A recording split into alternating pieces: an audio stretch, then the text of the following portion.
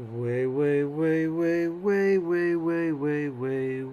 up with wake.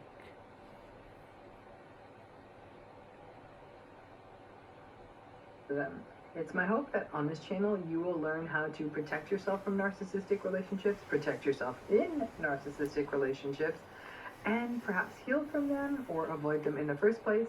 If healing is your groove and you want to do a deeper dive, go to those video notes, click on that link. We have a much more robust healing program if you want to look into that. And if you're new to this channel, please subscribe and welcome. And if you do like this video, you can toss me a little validation. It goes a lot farther than you'd think. Give us a thumbs up. So today we're going to talk about the pseudo-empathy of the narcissist. And I'm going to give you also a very lived example today on this one. So what do you want to know about the pseudo-empathy of the narcissist? It's really important for you to understand this. So when we think about sort of pseudo-empathy, this is something that many of you have experienced. This pattern... Do you ever worry we'll live forever? No, it's literally never crossed my mind. What if we live to like 100? That's 30. This pattern has been brought to my attention. I've experienced it. I've seen clients experience it many times. But it was just done to me this past weekend, so it is so fresh. And it was really literally experiencing it in real time. Hopefully, because I just went through it, I can make my point much more clear here as a result. So let's talk again about this concept of the pseudo-empathy of the narcissistic person. What do I mean by that? One thing we have to remember is that it's actually not completely accurate to say that narcissistic people completely lack empathy. They actually have what's called variable empathy. They turn it on and off to get what they need. It's more of a transactional empathy, and it turns on when they're actually having a good day. It also tends to be more of a cognitive empathy, saying things like, I understand why you might feel that way. They really don't have emotional empathy. Oh my gosh, I can see you're sad. How can I be there for you? Cognitive empathy often doesn't leave us feeling much better or supported. It looks like empathy, but it isn't soothing. It's like Splenda instead of sugar. There's also something else that narcissistic people have, which I term macro empathy. And some of this overlaps with what we call communal narcissism. It's empathy for big groups of people from a distance. So feeling bad for a group of people going through a bad time, wartime, refugees, natural disaster survivors, or even getting into sort of an intellectual polemic about people who do bad things. For example, being angry about all people who abuse vulnerable people. This can also result in them berating the people who are actually around them in real life for complaining about the stresses of their lives. How could you complain about your life when there is a war there, or explosion someplace else, or fires burning down this or that? So when you are having real pain or real hurt in your life, the narcissistic person will seem to have tons of empathy for a situation across the world, but have no problem invalidating, diminishing, or gaslighting the emotions or experiences of a person who's standing right in front of them. But to the world, they often look quite empathic because they're so worried about those people on the other side of the world. In my most recent experience that I just had of pseudo-macro empathy, this person was criticizing me for being too hard on narcissistic people and not giving them a chance. And ironically, after the call, I reflected, my life is a damn living monument to giving narcissistic people too many chances. And my messed up health and mind are the inscription on that stupid person said that by me commenting on the rigidity of these relationships and the lack of change that we observe in narcissism, or at least that I observe in narcissism, and most of you do too, that I am not giving the narcissistic people a chance. Then the person proceeded to say about 15 terrible, unempathic things to me. I know it was 15 because I wrote them down as it was happening. The irony wasn't lost on me. Mercifully, I was on the phone, so I was sort of able to ruefully chuckle and roll my eyes without the person seeing me, which would have resulted in 30 more minutes of rage if they did. I actually did not follow my own Dr. Ramani rules, and I did the opposite of deep. I defended, I explained, and I engaged, but I will give myself some props for not personalizing. I laid out statistics and other nonsense to this person. It was a total waste of my Sunday morning.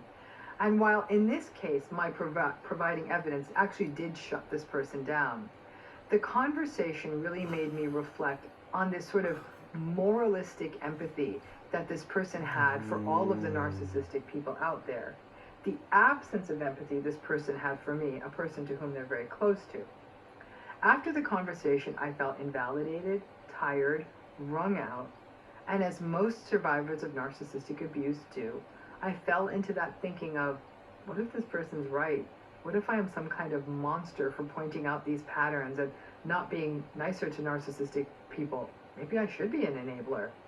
And then I went to my inbox and read my emails, and then I was reminded that, yeah, it's probably really important that I keep educating people about narcissistic and antagonistic patterns and the harm that it's doing to them. I'm not sure if the person I was talking to is fully narcissistic. I do believe that this person does dislike me even though they remain in my life, so I think that they were just simply trying to find a way to hurt me. But the person does have a lot of narcissistic top notes.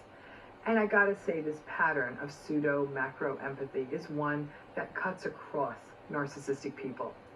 And the conversation was exhausting and tiring. So this pseudo-empathy is often very moralistic and self-righteous.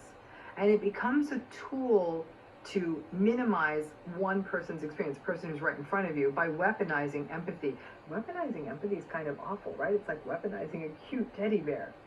But for narcissistic people, it's easy for them to have empathy for a concept or a struggle that they're not directly in.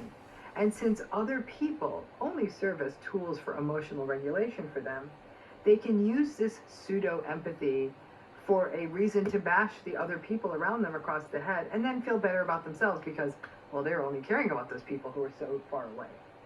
The pseudo-empathy also creates an environment of enabling. Just as in my conversation where this person is telling me, oh, you're being so mean to narcissistic people. And just as an aside, listen, I'm the first one to say, if anyone with a narcissistic personality wants to do the daily work, be mindful in every interaction, stop using other people to regulate, be self-reflective, recognize that they aren't any more special than anyone else, and recognize the feelings of others, and do that every hour of every day, then yes, change is possible. The problem is that when life stress arises or disappointment happens, as it always does, because this is life, for example, not even being able to get the parking spot they want sets them off, a lot of all of these skills go out the window. The measure of a person is not how nice they are on a good day, but how graceful they are when the chips are down. If a person with a narcissistic personality can commit to this daily work, then change is possible. It's a unicorn, I'll own that. And for the people who are experiencing narcissistic abuse, waiting for the narcissistic person in your life to make substantial change while you keep enduring the abuse is like using the Powerball as your retirement plan. It's probably not going to work out for you. So the challenge is that to other people who do not know a narcissistic person well, okay, they're just meeting them, maybe they're more of an acquaintance. If they hear the narcissistic person sort of yammering on about the plight of other people and how much they're worried and want to give their A game to worrying about these folks, while continuing, by the way, to emotionally abuse the people who are living in the same home as them, these pseudo-empaths can look quite humanitarian and nice to people who don't know them well. That ends up fostering more enabling by other people, just like we see in communal narcissism, and the beat goes on. For survivors of narcissistic abuse who invariably are plagued by self-doubt, these shows of pseudo-macro empathy can confuse the hell out of us and very quickly leave us feeling like we're the bad one. Resist that impulse, this idea that you're the bad one. Sit with it a minute. Recognize that the person who showed you no empathy is showing it to a concept or an issue or people they've never met on the other side of the world, but they're incapable of showing it to the person sitting right in front of them. The capacity for narcissistic people to be empathic about things like issues or groups of people, but not to real living, breathing individuals is a signature characteristic. And again, something we see that is pronounced in self-righteous and communal narcissists. My belief is that we can evaluate the kind of person someone is by how they treat the person who's sitting right in front of them. It's the only place to start. Don't get snowed by somebody's empathy for other people they don't even know when they have none for the people right in front of them. So this macro empathy or the pseudo empathy is a big problem, and it makes people say, well, it seems like they have empathy for everybody, but other people have empathy. But you're absolutely right. They have.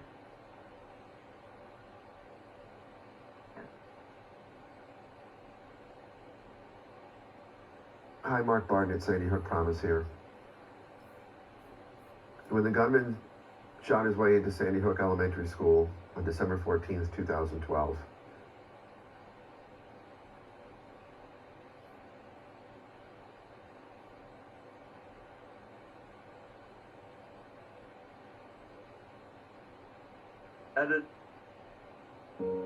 people wake up in the morning,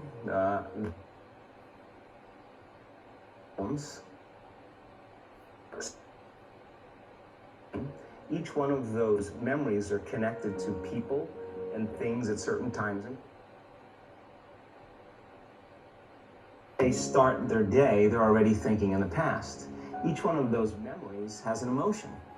Emotions are the experiences. So the moment they recall those memories of their problems, they all of a sudden feel unhappy.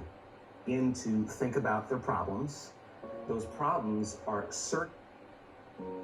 People wake up in the morning, they begin to think about their problems. Those problems are circuits of memories in the brain. Each one of those memories are connected to people and things at certain times and places. And if the brain is a record of the past, the moment they start their day, they're already thinking in the past. Each one of those memories has an emotion. Emotions are the end product of past experiences. So the moment they recall those memories of their problems, they all of a sudden feel unhappy, they feel sad, they feel pain. Now, how you think and how you feel creates your state of being. So the person's entire state of being when they start their day is in the past. So what does that mean? The familiar past will sooner or later be a predictable future. So if you believe that your thoughts have something to do with your destiny, and you can't think greater than how you feel, or feelings have become the means of thinking, by very definition of emotions, you're thinking in the past. And for the most part, you're going to keep creating the same life. So then people grab their cell phone, they check their WhatsApp, they check their text, they check their emails, they check Facebook, they take a picture of their feet, they post it on Facebook, they tweet something, they do Instagram, they check the news, and now they feel really connected to everything that's known in their life. And then they go through a series of routine behaviors. They get out of bed on the same side, they go to the toilet, they get a cup of coffee, they take a shower, they get dressed, they drive to work the same way, they do the same things, they see the same people, they push the same emotional buttons, and that becomes the routine, and it becomes like a program. So now they've lost their free will to a program, and there's no unseen hand doing it to them. So when it comes time to change, the redundancy of that cycle becomes a subconscious program. So now 95% of who we are by the time we're 35 years old is a memorized set of behaviors, emotional reactions, unconscious habits, hardwired attitudes, beliefs, and perceptions that function like a computer program. So then a person can say with their 5% of their conscious mind, I want to be healthy, I want to be happy, I want to be free. But the body's on a whole different program.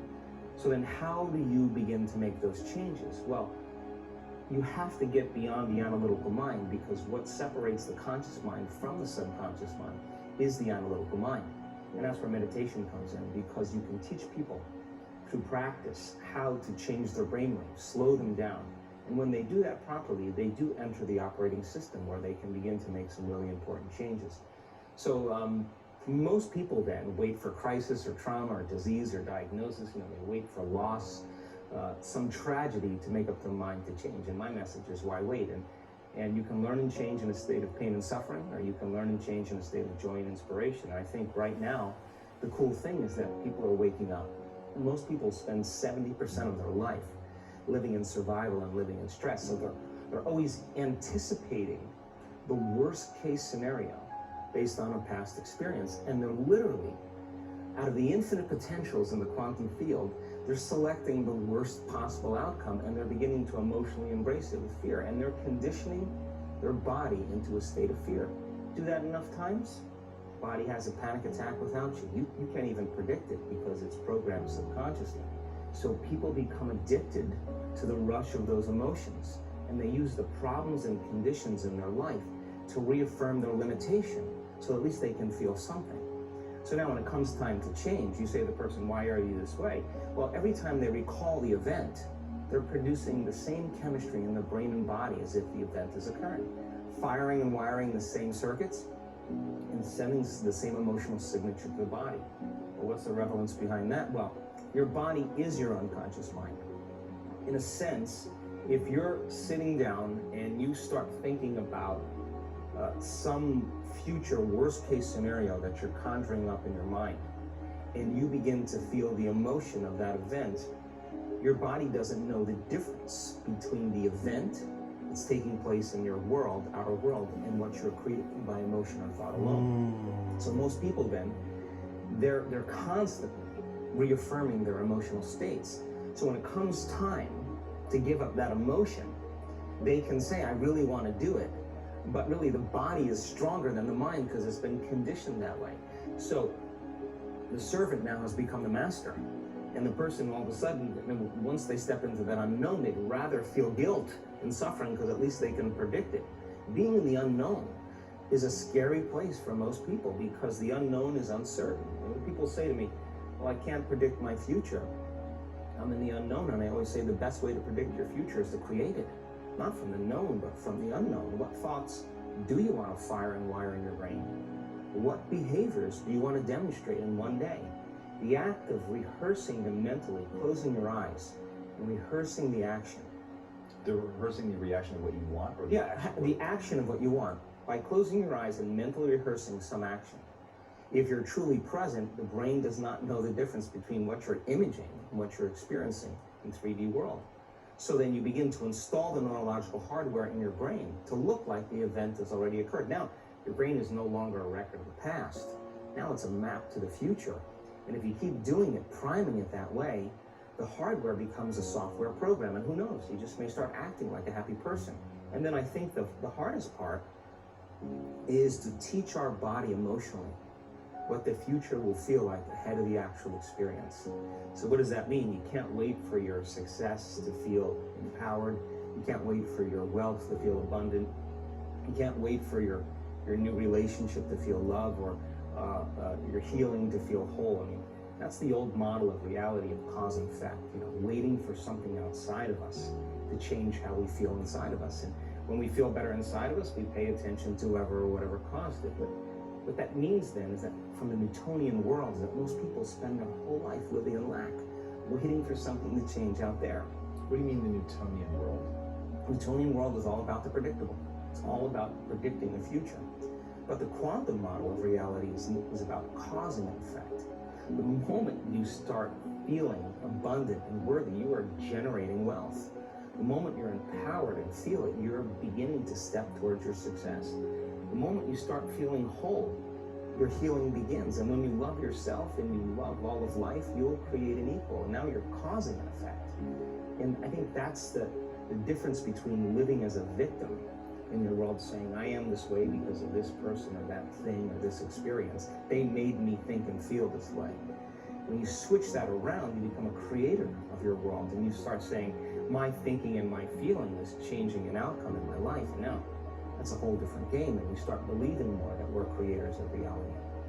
And most people, when they have a thought, they just think that that's the truth. And I think one of my greatest realizations in my own journey was, just because you have a thought doesn't necessarily mean it's true. So if you think 60 to 70,000 thoughts in one day, and we do, and 90% of those thoughts are the same thoughts as the day before, and you believe that your thoughts have something to do with your destiny, your life's not going to change very much, because the same thought leads to the same choice leads to the same behavior creates the same experience, and the same experience produces the same emotion. And so then the act of becoming conscious of this process to to begin to become more aware of how you think, how you act, and how you feel. It's called metacognition. And so then, why is that important? Because the more conscious you become of those unconscious states of mind and body, the less likely you're going to go unconscious during the day. And that thought is not going to slip by your awareness unchecked, because it means to know thyself. The word meditation means to become familiar with. So as you become familiar with the thoughts, the behaviors, and the emotions of the old self, you're retiring that old self. As you fire and wire new thoughts and condition the body into a new emotional state, if you do that enough times, it'll begin to become familiar to you. So it's so important, just like a garden. If you're planting a garden, you got to get rid of the weeds. You got to take the plants from the past year and you got to pull them out.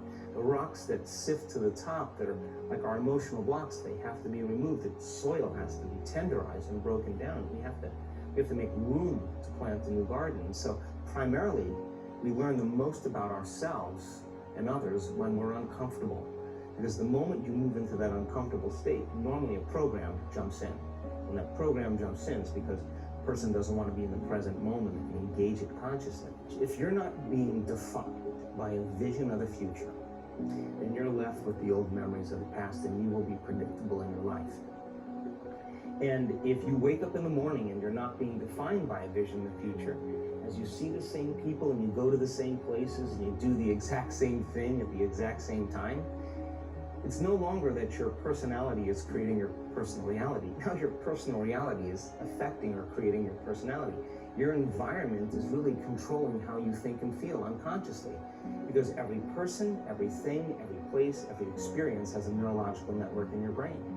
Every experience that you have with every person produces an emotion. So some people will use their boss to reaffirm their addiction to judgment.